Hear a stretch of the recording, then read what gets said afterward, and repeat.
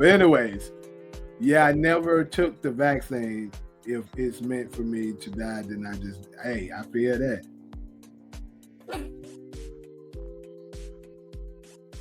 So I'm gonna go ahead and dive right on in, starting with the first topic. Like I said, Jimmy Kimmel, he has come back on the scene. As you know, he is back on his show. He was only suspended basically a week, and now he returned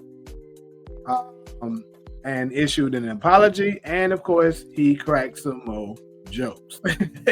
So he said, "I don't give a damn," but I'm gonna go ahead and share what he said via Breakfast Club through Instagram. We're just going to listen to the segment and react to it. Jimmy Kimmel returned to a standing ovation, and he used the moment to take a stand for free speech.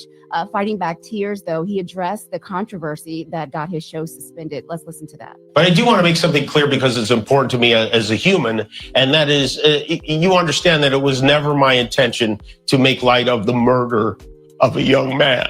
I posted a message on Instagram on the day he was killed, sending love to his family and asking for compassion, and I meant it. I still do.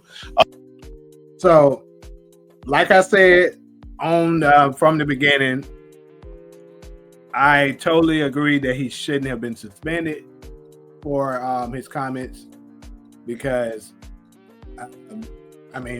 you're attacking his freedom of speech. But let's be real, the same group that he supports be doing the same thing. It just, this time you on the receiving end of that same, violation of your rights. But like I said, he should not have been suspended for it. He just was expressing his God-given right to speak his mind. And like I said, I thought that shit was pretty damn funny. Nor was it my intention to blame any specific group for the actions of what it was obviously a deeply disturbed individual. That was really the opposite of the point I was trying to make. But I understand that to some that felt. And also, from what I saw with his segment, I didn't think he was directly attacking Charlie Kirk. That was my opinion on it. I feel like he was more so just trying to crack on Trump. Either ill-timed or unclear, or maybe both. Yeah, I watched the whole thing. It was cool. You know what I'm saying? I didn't like the tears.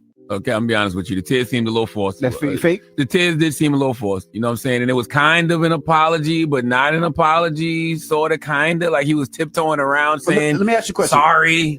But let me ask you a question. Like I said, I was totally off the grid.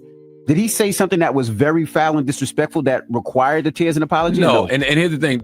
Here's the thing with the Kimmel monologue from last night. Mm-hmm. I agree with everything he said about free speech, but people have to acknowledge Donald Trump has a hit list. Like, I don't know why these people are acting like 100%. And that's what I said too.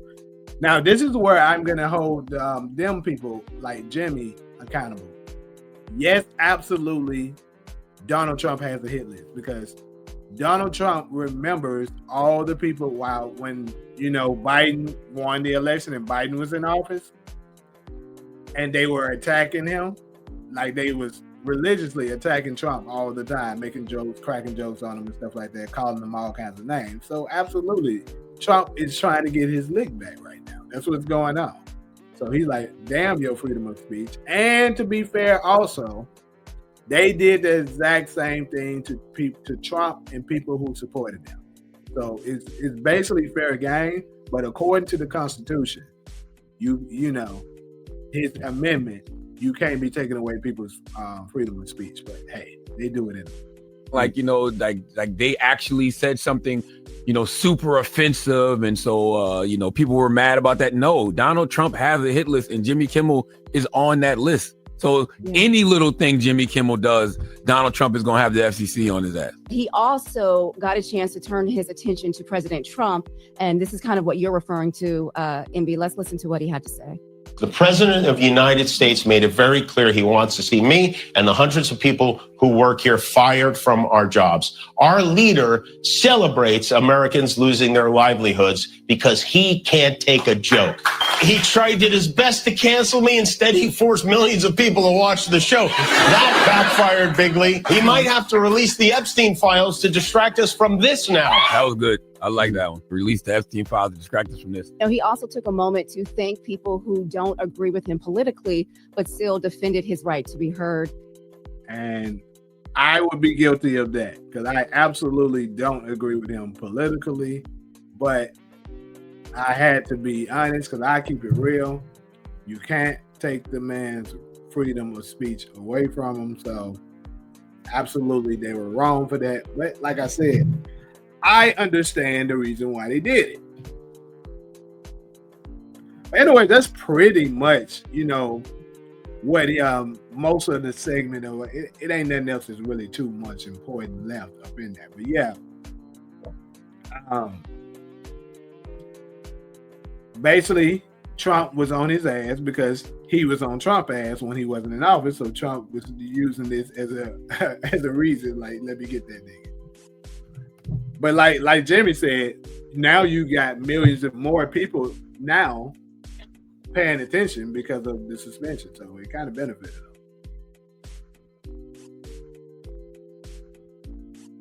Yeah. Unfortunately, it do seem like probably soon, people are not gonna be able to make, because that's the thing, bro. We can't start doing this. Like, let's just be real. Imagine comedians not being able to do their job because people are too sensitive. Like, if we get to that point, bro,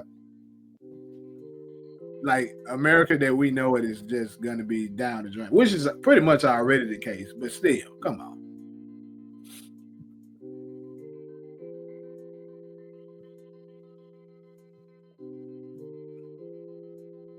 Can you please make them sit in a corner?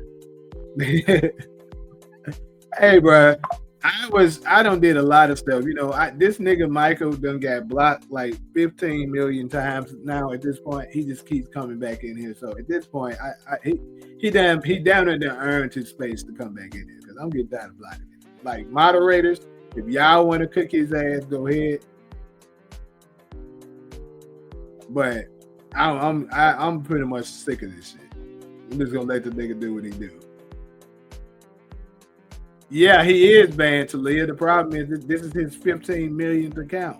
This nigga keep creating new accounts and coming back in here. The world is getting too soft. They were trying to bash Martin Lawrence a couple of weeks ago about Pam's. Yeah, I saw that shit. First off, you're talking about 30 years ago. And then on top of that, it's comedy, people. It's not like Martin Lawrence is a politician or Jimmy Kimmel is a politician. It's jokes by a comedian. Like, next year, I'm going to be telling my nigga Dave Chappelle he can't attack the letter people. And I'm sorry, that shit be funny as hell when he do that. And I know they already tried to attack him, but I'm just saying, that shit be funny as hell. Like, it's comedy, bro. It's not, like, you got to be able to take a joke, bro. Might say you look pretty today and can't see her. He's just gonna keep coming back. It's not even. Yeah, that's what I said. It ain't even worth it.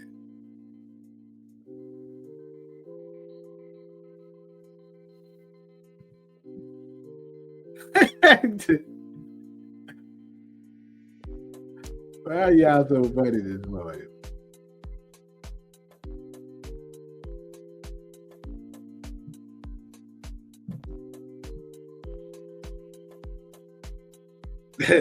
Anyways, though, like I said, I'm gonna go ahead and go to the next segment. Y'all niggas are already funny as hell early this morning.